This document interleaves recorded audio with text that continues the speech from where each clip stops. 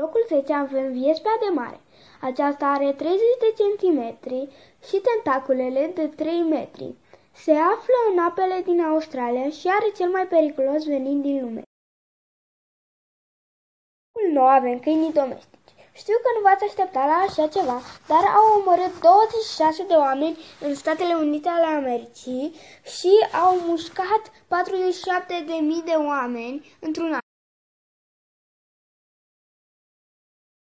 Pe locul 8 avem casurul. Cu o înălțime de 1,7 metri și o greutate de 80 de kg, poate ataca și ucide un om cu ghearele sale de 12,5 cm. Pe locul 7 avem țânțarii Anopheles.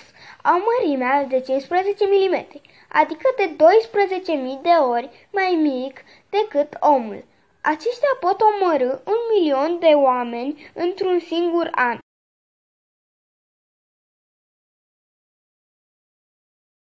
În locul 6 avem ursul polar. Acesta are 2,1 metri și 550 de kg. Ursul polar se mișcă cu 40 de km la oră pe uscat, dar și în apă. Aceștia atacă oamenii numai toamna. În cincilea loc avem mamba neagră. Acesta este cel mai lung șarpe veninos, având 3 metri. Când te mușcă, veninul său acționează în 20 de minute. Acesta poate omorî 1000 de oameni anual. În locul 4 avem păianjenul Atrax robustus. Acesta omoară foarte puțini oameni, dar veninul său este foarte puternic. Lui aparține dragonului de Komodo. Aceștia au omorât foarte puțini oameni, deoarece sunt numai 5.000 de specii pe 5 insule indoneziene. Instinctul îi ajunge hipopotamului. Acesta este cel mai periculos animal din Africa.